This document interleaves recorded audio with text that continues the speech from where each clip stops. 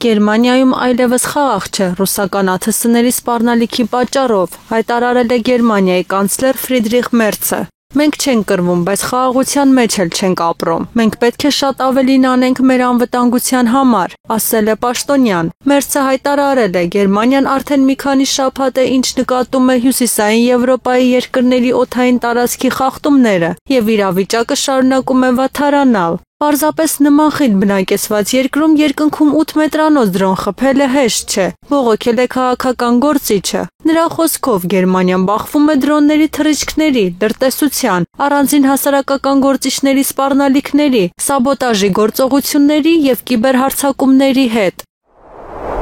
Համասի քաղաքական գրասենյակի ղեկավարի ԶԼՄ-ների հետ կապերի հարցերով խորհրդական Թահեր Ալ-Նոնոն հայտնել է. խմբավորումը մերժում է վերջին օրեր ներկայացված խաղաղ առաջարկների որոշ հատվածներ։ Մենք հայտարարել ենք, պատրաստ ենք համաձայնել հրադադարի, որը կարող է տևել տարիներ։ Թոնի Բլերը մեր ժողովրդի համար ընդունելի գործիչ չէ։ Մենք թույլ չենք տա օտարերկրյա վերահսկողություն հաստատել մեր ժողովրդի նկատմամբ։ Մենք աջակցում ենք տեխնոկրատական կառավարության ձևավորմանը, ինչպես արևմտյան ափը, այնպես էլ Գազայի հատվածը կառավարելու համար, քաղաքական եւ աշխարհագրական միասնություն ապահովելու նպատակով, նշել է խորհրդականը։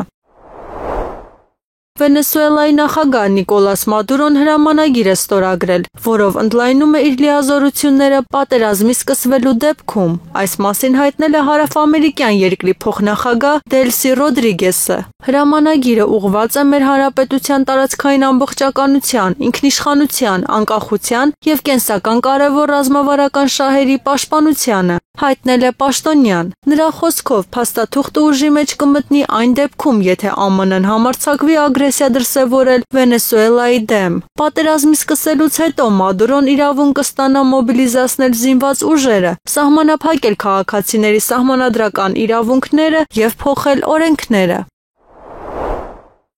Չնայած Ամերիկայի եւ Եվրամիության Ուկրաինային մեծ քանակությամբ զենքի աջակցությանը, Կիևը չի խուսափել ճակատում անհաջողություններից։ Նման կարծիք է հայտնել ԱՄՆ բանակի պաշտոնաթող բրիգադային գեներալ Մարկ Քիմիթը, հայտնում է Wall Street Journal-ը։ Պատասխանատվությունը ընկնում է արևմտյան առաջնորդների վրա, որոնք չեն ցանկանում թույլ տալ Ուկրաինային ամբողջ ուժով օգտագործել այդ զենքը։ Զենքի կիրառման, հեռահարության եւ թիրախների սահմանափակումները պետք է լինեն Զելենսկու եւ նրա ռազմական ղեկավարության ընտրությունը, այլ ոչ թե Բրյուսելում կամ Վաշինգտոնում ռիսկի հակված բյուրոկրատների, հայտնել է աղբյուրը։ Վերջինիս խոսքով քաղաքական որոշումներն ու արևմուտքի զգուշավորությունը զգալիորեն սահմանափակում են Կիևը, ինչպես նաև ստիպում են ուկրաինական ղեկավարությանը օգտագործել ակտիվ պաշտպանության ռազմավարությունը։